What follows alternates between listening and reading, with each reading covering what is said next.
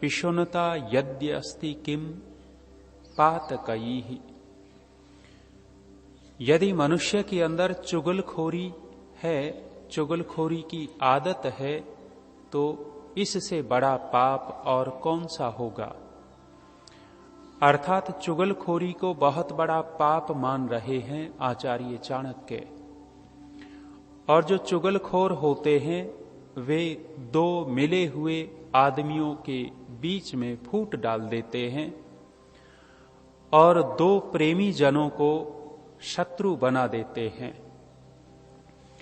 चुगलखोर व्यक्ति बहुत ही बड़ा घातक होता है और चुगलखोर व्यक्ति सामने बहुत मीठा बना रहता है, बहुत सज्जन बना रहता है। चुगलखोर आदमी जब जिसके पास जाकर के दूसरे की चुगली कर रहा होता है, उसकी कोई गारंटी नहीं होती कि वो व्यक्ति हमारी चुगली दूसरे के पास जाकर के न करे। यदि कोई किसी अन्य की चुगली कर रहा है हमारे सामने, तो उस व्यक्ति पर कभी भी भरोसा नहीं करना चाहिए कि ये तेरी भी निंदा दूसरों के सामने नहीं करेगा। अर्थात जिसके अंदर चुगली करने की आदत हो जाती है, वह सब किसी की चुगली करने में अधिक रुचि लेता है, उसको ज्यादा सुख की अनुभूति होती है। पंडित विष्णु शर्मा पंचतंत्र के लेखक, उन्होंने पंचतंत्र के अंदर जो प्रारंभ में ही कथा प्रसंग छेड़ा है, वहां कहते हैं कि एक कुम्हार का बैल नदी में फंस गया, गाड़ी निकाल नहीं पाया, नदी में एक बैल फंस गया। कुम्हार ने बड़ा जोर लगाया कि ये बैल निकल जाए और मैं मटकों की गाड़ी लेकर के बाजार जाऊं और मटकों को बेच दूं। लेकिन बैल ने भी जैसे ठान लिया हो कि अब हम यहां से हिलेंगे नहीं, उठेंगे नहीं, नदी के बीच में फंस गया। कुम्हार के अत्यंत प्रयत्न के बाद भी नहीं उठा तो दूसरा बैल लेकर के आए, गाड़ी को जोड़ा और कुम्हार तो चला गया। अब वह बैल कब तक बैठा रहता, उठ गया, नदी से निकला, नदी के बाहर हरी हरी घास देखी, खूब हरी हरी घास पेट भर करके खाई। और जिसका पेट भर जाता है उसमें मस्ती बहुत जल्दी आती है। पेट भरने के बाद मस्ती करते हैं छात्र लोग भी, ऐसे ही खा पी करके अधिक मस्ती होती है। भूखे हों तो चेहरा मुरझा करके एक तरफ बैठे रहेंगे, मुंह लटका करके। अब भरपेट भोजन हो तो आनंद में रहते हैं। बैल का पेट भर गया, पेट भरने के बाद मस्ती छाई और अपने सींग से मिट्टी को कुरेदता है, ऊपर गिराता है और विशेष आवाज निकालता है। आवाज निकाली तो जंगल के शेर ने आवाज सुनी, कहने लग गया कि भाई ऐसी आवाज तो हमने कभी सुनी ही नहीं थी। शेर ने कहा कि ऐसी आवाज तो हमने सुनी ही नहीं थी। शेर के साथ दो श्रृगाल बंधु रहते थे, एक का नाम करटक, दूसरे का दमनक। दमनक और करटक नाम के दो श्रृगाल बंधु। बैल ने फिर आवाज लगाई। शेर डर गया कि मामला तो कुछ गड़बड़ है, कोई ऐसा प्राणी आ गया है जो तेरे से भी ज्यादा बलवान है, तेरे से ज्यादा ताकतवर है, कैसी आवाजें कर रहा है। शेर स्वयं तो नहीं गए, ये दोनों श्रृगाल बंधु, दोनों गीदड़ पहुंचे देखने के लिए पहुंचे तो देख लिया कि बैल है, और बैल है, खाने की इच्छा हुई कि बैल का मांस मिल जाए। खुद मार नहीं सकते, गीदड़ जो होता है कमजोर और डरपोक होता है, दूसरे के शिकार को बड़ी रुचि से खाता है, स्वयं बड़े शिकार नहीं कर सकता। दोनों ने योजना बनाई कि मांस खाने की इच्छा है, इस पुष्ट बैल की हम मार नहीं सकते सिंह को, शेर को, ऐसी योजना पूर्वक बात करेंगे, शेर इसको मारेगा भी और हमें मांस भी देगा। वापस आए और कहा कि महाराज बहुत बड़ा प्राणी है और दूसरे लोक से आया हुआ है, आपको टिकने नहीं देगा, आपको मार डालेगा, क्या किया जाए? मित्रता कर ली जाए। वृषभ से मित्रता कर ली जाए। शेर ने मित्रता की, गहरी मित्रता हो गई। कहते हैं शेर और बैल की, दोनों एक जगह बैठते, दोनों के दोनों एक दूसरे के बिना रह नहीं पाते थे। लेकिन श्रृगाल बंधुओं को मांस चाहिए था। कहते हैं धीरे धीरे उन्होंने एक दूसरे के सामने एक दूसरे की चुगली शुरू कर दी। बैल के सामने शेर की चुगली करता है और शेर के सामने बैल की चुगली करनी शुरू कर दी और धीरे धीरे दोनों एक दूसरे के शत्रु बना दिए। वहां लंबी चौड़ी कथा आचार्य विष्णु शर्मा, पंडित विष्णु शर्मा ने दी है पंचतंत्र में। संकेत ये मिलता है कि चुगली करने वाले लोग बड़ा विनाश कर देते हैं, दो प्रेमी जनों में वैर भाव पैदा कर देते हैं।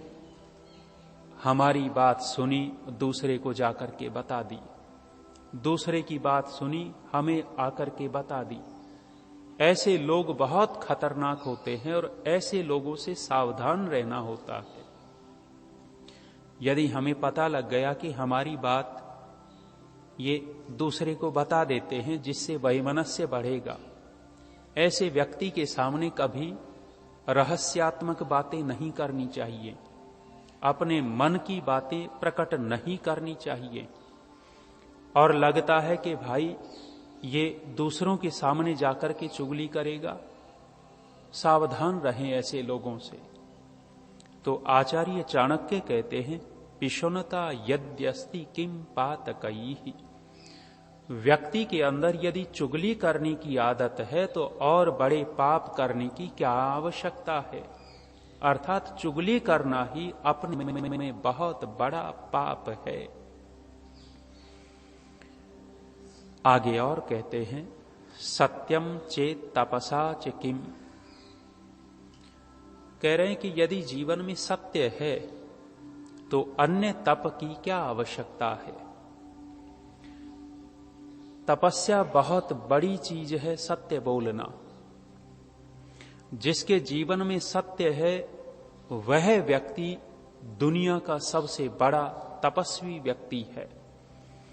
सत्य बोलने के कारण अनेक बार जीवन में बड़ी कठिनाइयां आती है और उन कठिनाइयों को व्यक्ति सहन करता है तो यही बड़ा तप कहलाता है।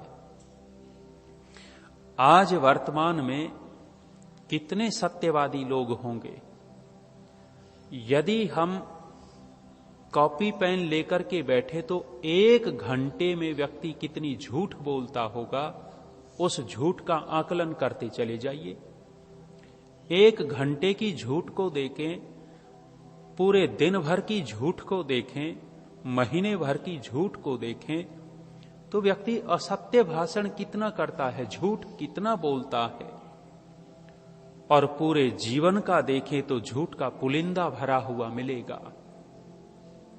झूठे जो लोग होते हैं, झूठे लोग अपने जीवन को निम्न स्तर पर लेकर के चले जाते हैं। यदि विश्वास होता है तो सत्यवादी व्यक्ति का विश्वास होता है, झूठे व्यक्ति का कभी भी विश्वास नहीं होता। 1 बार झूठ बोलेगा, 2 बार झूठ बोलेगा और जिस दिन झूठ पकड़ में आ गया, असत्य पकड़ में आने के बाद उस व्यक्ति के प्रति विश्वास की रेखाएं धूमिल हो जाती हैं, कम हो जाती, कमजोर हो जाती हैं। इसलिए आचार्य कह रहे हैं सत्यम चेत तपसा च किम। यदि जीवन में सत्यता है तो अन्य तप की क्या आवश्यकता है। सबसे बड़ा तप सत्य को कह दिया है। हमारे इतिहास के अंदर सत्यवादी हरिश्चंद्र उदाहरण दिया जाता है, तू बड़ा हरिश्चंद्र बनता है। हरिश्चंद्र राजा हुए हमारे इतिहास के, हमारे पूर्वज सत्यवादी हुए और अपनी सत्यता के कारण पूरे राज्य को खो दिया। अपनी सत्यता के कारण बेटा चला गया, सत्यता के कारण पति पत्नी अलग रहे, सत्यता के कारण महारानी को भी नौकरानी बन करके रहना पड़ा। अपनी सत्यता के कारण सम्राट हरिश्चंद्र को, जो पूरे पृथ्वी का राजा, वो भी एक साधारण व्यक्ति के यहां नौकरी करने पर मजबूर हुए। लेकिन सत्य से समझौता नहीं किया। भले ही राजपाट चला गया, सत्य से समझौता नहीं किया। भले ही उनकी पत्नी से वियोग हुआ, सत्यता से उन्होंने समझौता नहीं किया। बेटा चला गया, समझौता नहीं किया। आज वो नाम की दृष्टि से अमर हो गए। हरिश्चंद्र का नाम बड़े श्रद्धा से, बड़े गर्व से, बड़े आदर से लिया जा रहा है आज वर्तमान में। धर्मराज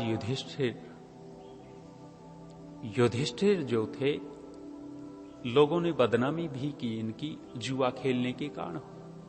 मानते हैं कि ये गलती हुई उनसे, लेकिन उनका सर्वांगीण जीवन हम देखते हैं तो युधिष्ठिर पूरे के पूरे जीवन में धार्मिक व्यक्ति है।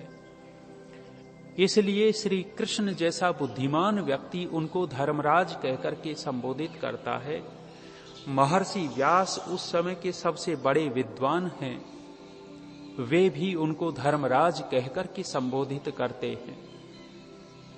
और युधिष्ठिर का जो मन है वो सत्य को स्वीकार करता है, जो मन है वो सत्य को बोलना चाहता है, जो मन है युधिष्ठिर से सत्य का आचरण करवा रहा है। प्रसिद्ध कथा उनके जीवन की है, परंपरा से सुनी जाती है, सुनाई जाती है। गुरु द्रोणाचार्य ने पाठ पढ़ाया, क्रोध नहीं करना चाहिए।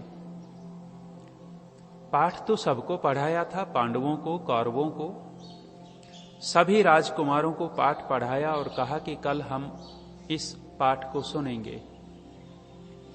अगले दिन सभी आए, पाठ पूछा गया, क्रोध नहीं करना चाहिए।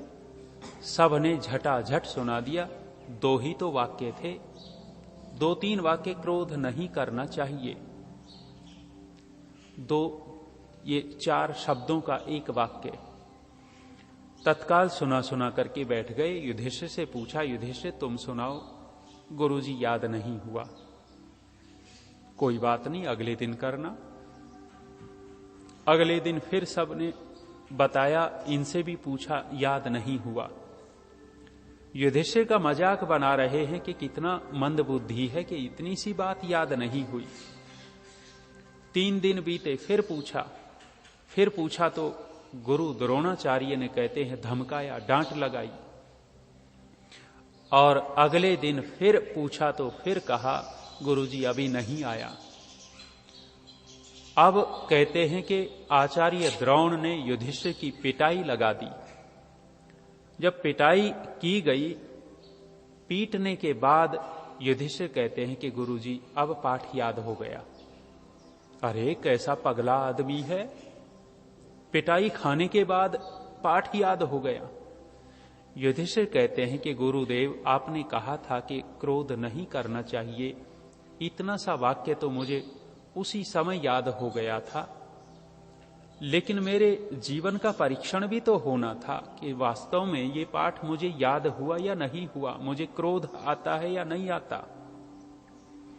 आपने धमकाया, डांट लगाई, आज आपने पीट ही दिया है, लेकिन मेरा मन अंदर से संतुष्ट है, संतुलित है, मुझे क्रोध नहीं आया, इसलिए मुझे पाठ याद हो गया है। हम झूठ भी बोलते हैं इस विषय में। झूठ कैसे बोलते हैं? किसी से पूछा कि तुम्हें याद हो गया और हम तत्काल कह देते हां याद हो गया। लेकिन जब जीवन में उतर जाता है, वास्तविक याद होना तो ये है, युधिष्ठिर का वास्तविक याद होना था। वो सत्य बोलना चाहते थे कि हां मुझे याद हो गया है और परीक्षण के बिना सत्य बोल नहीं सकते थे। मिथ्या हो जाता उससे पहले। आचार्य कहते हैं सत्यम चेत तपसा च किम, यदि जीवन में सत्यता है तो अन्य तप की क्या आवश्यकता है।